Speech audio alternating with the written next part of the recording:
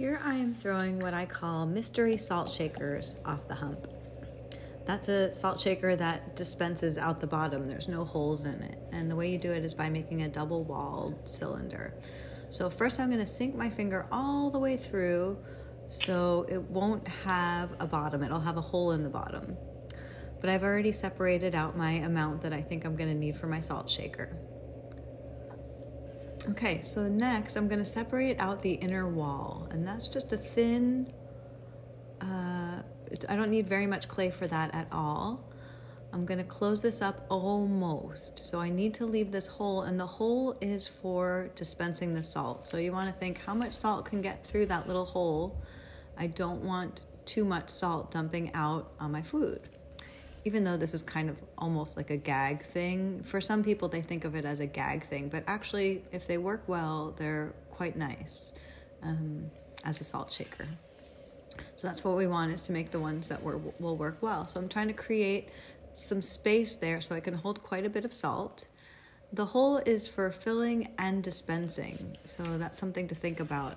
You need a little bit of height here. You don't want the inner piece with the hole right up against this part, the top of the salt shaker, because it needs to dispense, and there's like some kind of like trick of the wrist to get that to happen when you're actually filling it up. And if you try one of these, you'll see that you kind of have to like maneuver the salt into the thing as you're filling it. You fill it from the bottom.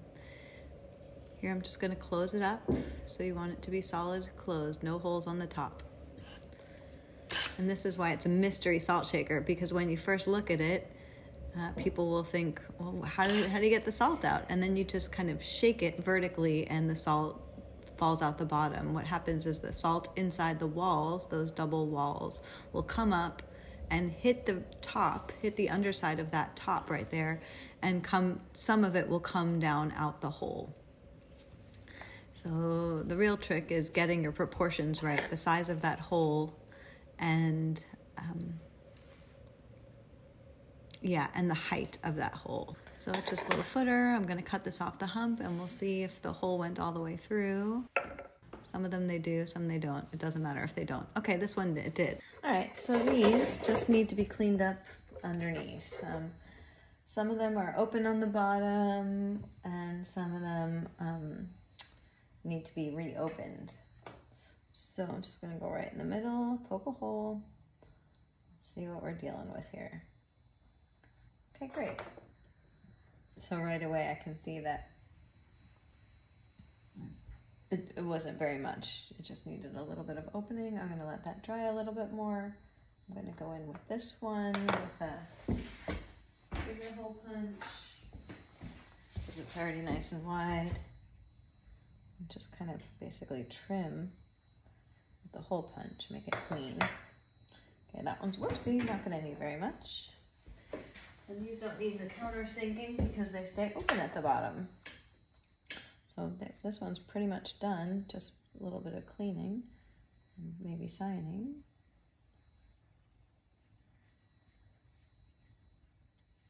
So what I've found so far, I haven't made that many of these, but is that, if it's too close to the top, like if the inside piece is too close to the top, then it makes it more difficult to fill it with the salt, because you have to fill it through this hole. You fill and dispense through the same hole here. And then the size of the hole really matters. You're not going to want to get any glaze up in there. I'm just going to probably dip this way, so to completely avoid any glaze getting on the inside. But it's kind of hard to see in there. But the size of the hole will determine whether you get a nice sprinkle or a dump of salt. And we definitely don't want usually a dump, unless you're just going to use it for cooking, I guess. So for these, they're shakers, so the hole should be pretty small. It's the trick, like how do I make it small enough that it's easy to fill and not but not too big enough that it's easy to fill, and not too big that it dumps the salt out. That's what I'm trying to say. Okay, let's start opening this one up. Great, not much, not so bad. I'm gonna let these dry just a little bit, I think, but mostly what I'll wind up doing is going in and opening them up. So yeah, this is for filling the salt, to have a kind of an open base here so you can kind of see what's going on and get it in there and kind of nurture the salt into the walls. This is basically a double wall pot.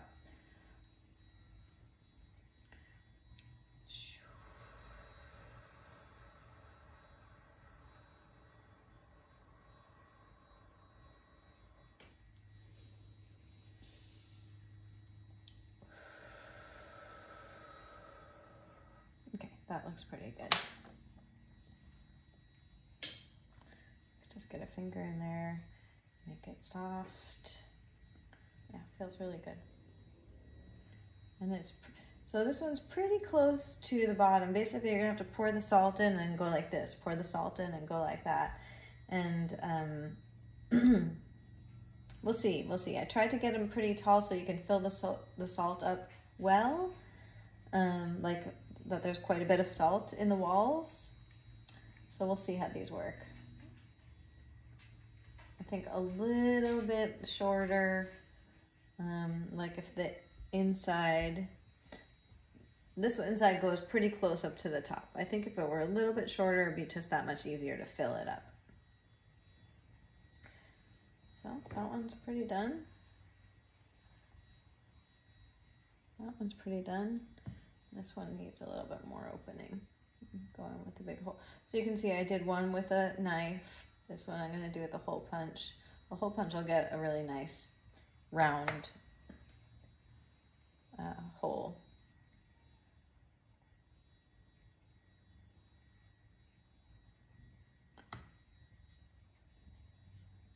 Actually, I think the one that I did with the knife is nicer and rounder. Oh, that's hilarious. It's really hard to see the holes. Okay, well, we'll see if we can get a peek in later with some better lighting. But these are pretty much done. Except for signing. I'll wait a little bit later. Sign them, see if we can see those holes with a flashlight or something. They're still kind of wet. Fun stuff.